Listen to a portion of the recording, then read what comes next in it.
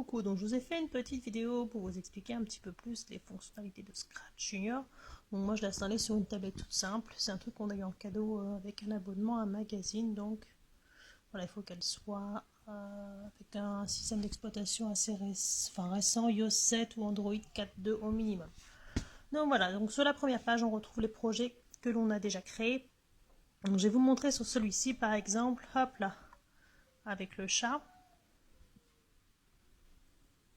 Donc il y a le petit livre qui va avec, qui vous explique d'abord une partie sur les ordinateurs, etc. Et puis les tablettes, comment ils fonctionnent. Une petite généralité sur la programmation.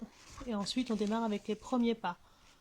Donc il vous explique en fait au fur et à mesure après chaque élément, comment il fonctionne, comment les mettre en place. Et en cliquant tout simplement, hop là, voilà, on voit le personnage se déplacer. Et comme vous venez de l'entendre aussi de parler.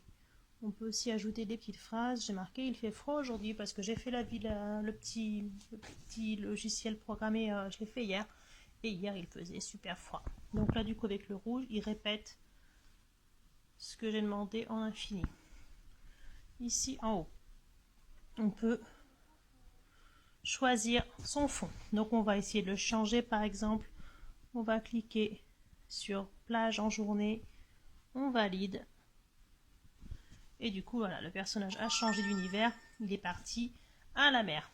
On peut donc choisir au gré de ses envies. Sur ce côté-là, on peut rajouter différents personnages ou objets.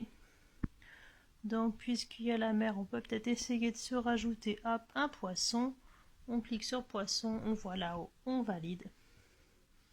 Et le poisson est là. Tac, au milieu.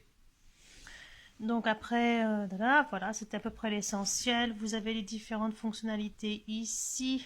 Ici, c'est tous les déplacements. Donc en cliquant, hop là.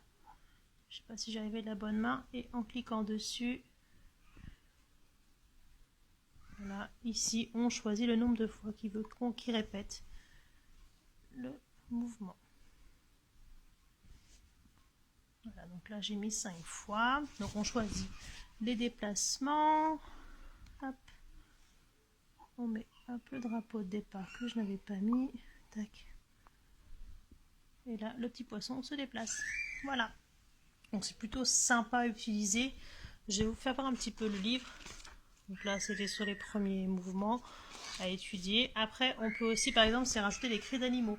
Quand on met une vache ou autre, on a juste à s'ajouter nous-mêmes le bruit, hop là, en cliquant sur le petit micro. Donc c'est assez sympa, très ludique.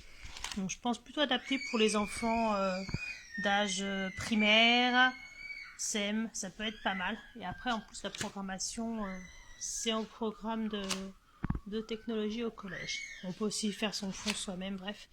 On peut rajouter ses photos, utiliser les photos dans le logiciel. Bref, on a encore pas mal de choses à exploiter avec Théo.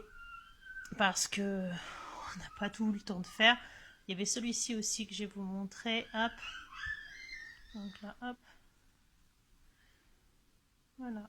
Donc voilà, un petit logiciel bien sympathique.